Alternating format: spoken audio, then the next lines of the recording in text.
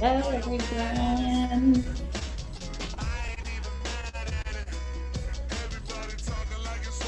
How's everyone doing? Live.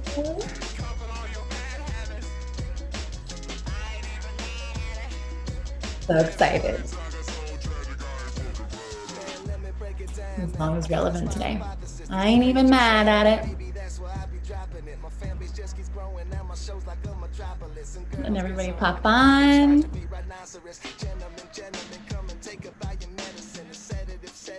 How's everyone doing today? All right. Let's jump in. So happy to be here. So happy to be here. I want to say thank you, everyone who's here this week, June 30th. I'm sorry I wasn't here last week. I was in my private Facebook group, The Pleasure Prophecy. If you aren't there yet, make sure you come and hop over because there's free trainings every week there also, just after our session here. So at 8 p.m. every week. But last week I was running a 3-day series called Be Your Best Lover, and it was so amazing. So anyways, I wasn't running the open journal last week because that was going on, but I'm so excited to be back this week.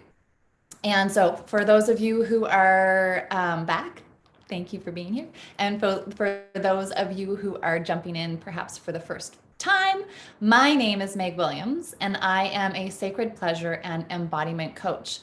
And I always like to just speak a little bit to this because it can be sometimes like vague. People are like, well, what's an embodiment coach? What is sacred pleasure? And a lot of what I do, so my programs are based around, not all of my programs, most of my programs are based around sacred sexuality. But I choose to stick with the term sacred pleasure because pleasure is found in everything. And really at the base of it, like the crux of all of it, is that your pleasure equals your vibration, which equals your feeling tone, which equals the vibration of your body, your cells, and in turn, like your auric field. And so the vibration that you function at determines the reality that you experience. So your pleasure is your power.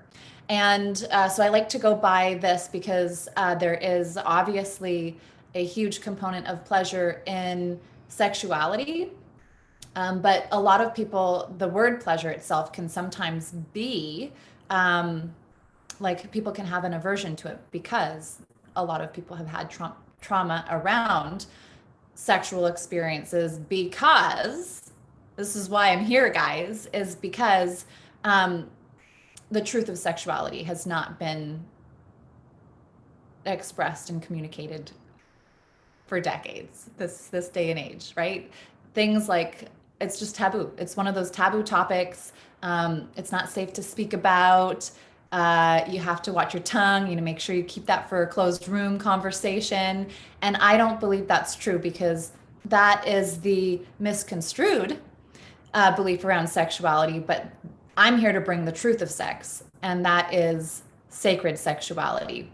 And this is an experience where what we know, the pleasure element, if you're just having sex because it feels good and it's fun and it's a nice way to connect with a loved one, this is just the appetizer version of sex and of sexuality. Okay, so there's a huge other component. And if you know me, the other half of what I teach is mindset and spiritual practices.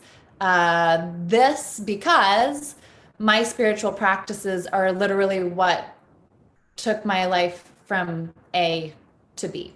And I really like where I like being at B. A wasn't super serving. I was the woman who worried all the time. Anyone else know that? Like, I was the chronic worrier.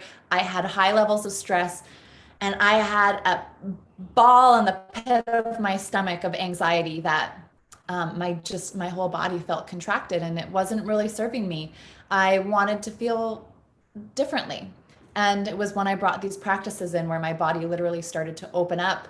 Um, it's not entirely an easy journey. I know anyone who's been on the spiritual path themselves, you got to dive into the stuff that is keeping you contracted in your body. And but this is the whole idea, is that by establishing these pleasure practices and these spiritual practices, what you are allowing yourself to do is to set up these tools, this wisdom in your body, so that regardless of what comes at you, even the shitty circumstances, right? Even the things that don't feel good, even those things that are going to stop you in your tracks of like, where did this come from?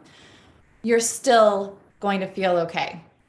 And I love this. This is where that song, I ain't even mad at you, right? So people can come at you with whatever, and you're going to be able to not react. You're going to be able to go like, whoa, I am witnessing, standing here, recognizing what is happening. I understand that this is that person's, that this is something external to me, and I have the choice on um, how to move forward from here. And often there's a deep insight. I just want to speak briefly. For example, I just had an instance where someone came at me with one of my core wounds. Actually, they had a conversation with my husband, but this is a person in our family who means a lot to me. And they actually came forward to say they had a judgment about my work, and they had a judgment about my role in the household. And I found it very hurtful, but I understood where they were coming from. I understood that these people were not going to be looking for a paradigm shift. This is often what I'm doing when I'm working with clients, is when you work with me, and anyone who has worked with me, you guys know that this is that you're showing up because you're ready to shift something. You want to see a change. You are at A and you want to get over to B, right? You're looking to, yes, I don't want to sit and be a ball of worry 24/7. I want to feel bliss. I want to feel peace. I want to feel calm. I want to feel liberation. This is the name of one of my 3-month programs. This is what it's all about, is coming to this place of liberation where you are free and sovereign in your own body, right? You're not being manipulated or persuaded by others. This is what we want, and we have the capacity. Actually, I wasn't going to share this in here tonight, but I will, since we're talking about it. But in my training that I'm doing after this, in my group, The Pleasure Prophecy, so pop over there if you can. But there was this great quote from one of my yin yoga is my specialty. For those of you who've practiced yoga with me, for those of you who haven't, now you know, you will hear me talk about it. I'm obsessed with it. We're going to talk a little bit about it today. But this quote about Tantra, which was like so perfect, because this is what I'm teaching in the training, is waking the womb with yin. So this is all about this tantric energy. So he quoted, liberation, this finding the one behind the many, is possible while we are in the body. In fact, the body is a necessary tool to reaching this liberated state. Only incarnate beings can become enlightened and liberated. Even gods are jealous of humans. Only humans can become truly free. Tantra is the path to liberation, right? And so this has so much to do with Kundalini energy. It has so much to do with the chakras, with why we want to balance our chakra energy centers, is because this is the path to liberation in this body. And this is the core of all of these practices, all of these teachings that you will ever hear me speak about on here, is that it's through the body. It's through movement, it's through breath, it's through the work that we're doing with our mind. Our bodies are purely the tool that will lead us to full liberation. There's no other thing that's going to get you there but yourself. And this is the value of the tools that you can embody to get you there. Yin being one of them, sacred sex being one of them, meditation being one of them, yin yoga, nature. Okay, these are all the things that you can use within this vessel to find that liberation, which is so exciting. Like, this is so fun. It's so much fun. This is how, this is where I have the most fun in my life. And, this is why I've been able to cut all these things out of my life that weren't serving me before. Things that were truly masking my capacity to, or what I thought were these tools that would get me there, but were really taking me below, right? Because in the end, when I would overdrink with bulimia, when I was consuming so much food, then I was purging, right? I'd go and I'd get wasted and I wouldn't be able to remember what happened the night before. I would feel terrible the next day or two. And then I would fall into this pit of regret. So these things were not, although, I thought that they were giving me all this fun and bliss and freedom that I desired, the outcome was, after I was back into this pit. Whereas with these practices, you're able to establish that balance and that full union of your energy body. So what I wanted to speak to today was, I wanted to do the cards. Actually, that was a lot of it. I kind of jumped the gun there. So I wanted to share the cards that I had pulled today. So the first one was Thinker. I always like to share these so you guys can see the images because they are so activating themselves. The Thinker. The second one was Yang, our masculine solar energies. And the last one was Exchanging Gifts. So with those, the way I read this is being the thinker. So we all have to come into this time where we sit and we think and we strategize and we have action plans. So this is the thinker is basically saying this is like when right now, so this could be relevant to you in the day, like in the current moment, or this could be, perhaps before you were the thinker. But as the thinker, you are doing this, you are strategizing. So everything that you're not reading into things, everything is as it's presented to you. So when you look logically at things, take it for what it is, keep it simple, don't read into things. This is going to set you up for success because then you're going to follow it up with your Yang energy, which is that action-oriented energy. So when you are able to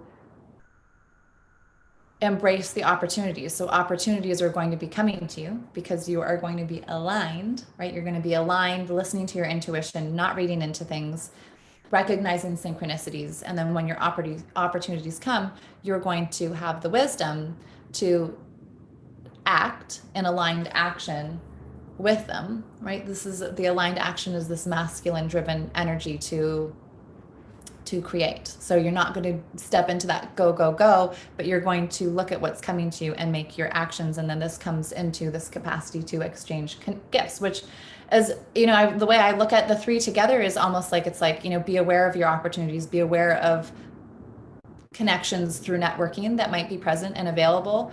Not that might be, the universe is telling you that they are there. So be aware with who you're connecting to. Exchanging gifts has to do with the energies of, like this is the energies of the universe, is the capacity to the cycle of giving and receiving, right? So everything that you give, whatever you give, you will receive back tenfold, right? This is one of those lessons that you can just live by. But knowing that when you give, you also have to be open to receive. And often people are closed off. They're not able to give. They're stuck in that hoarding. There's nowhere in nature, in the natural world, where you're going to see hoarding. There's nothing in nature that hoards. It's endless, right? There's the infinite capacity to give. And some people will have the block there in giving, feeling that, like lack mentality, or scared of loss, not feeling like they have enough, like not feeling like there is an infinite flow of energy in their field. And some people have their block in receiving. It's really uncomfortable for a lot of people to receive. This was me for a really long time. So being able to be open to that giving and receiving, but also really just that, look for your opportunities and pay attention to who is in your field. And be cognizant of the people who are worth being in your field, right? People who are people giving to you in a way that you need. And if they're not, if the energy that you're receiving isn't serving you, then use your discernment. So that's the energy reading for today. And I'm just looking at the clock. We don't have a whole lot of time. I wanted to sort of stay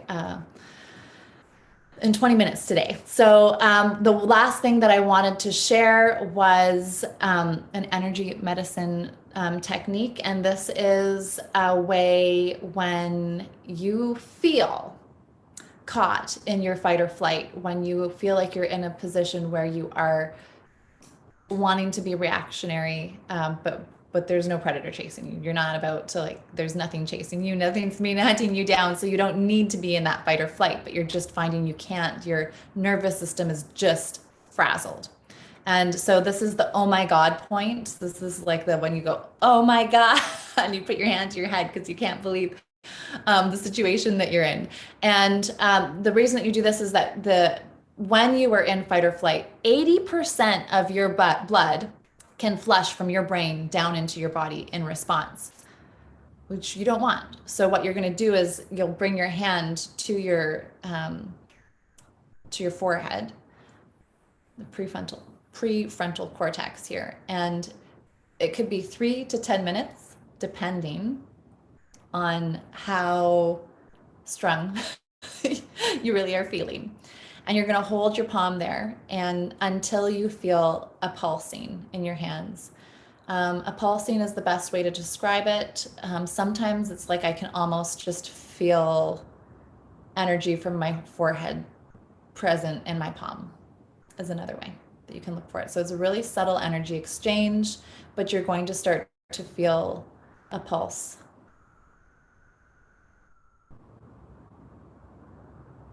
And if you feel like you can, okay, because you can think about whatever situation is bringing you into this state, because you are doing this to actively work with the energy. So if you do think about the situation, the cool thing with this is that while you're going through it, you might gain insights on how to navigate the situation, right? So depending on, how intense the situation is. So again, using your discernment, you are a sovereign being. All right, so you're going to do that, hand on there until you start to feel a pulse, get the blood back into your brain so that you're coming back. It's like recalibrating, and a way to recalibrate your nervous system, right? These are the tools that we want because we want to feel good. We want to feel at peace. We want to feel that bliss. So palm on your head, 3 to 10 minutes until you feel that pulse, until you feel an energy coming from your the prefrontal cortex into your palm. So I hope that serves you well. Thank you so much for joining me today, for speaking into those energies. I'm celebrating you guys as opportunities do come in, as you're noticing those synchronicities align, as you're taking aligned action to move forward. This is you listening to your intuition. This is you being your own sovereign queen or king. And using your intuition. Your intuition is a tool. Again, your entire body is a vessel. It is a tool to come to this place of liberation. If you would like to come and join me in my group, The Pleasure Prophecy, that's over in Facebook, come over and I will check my invites.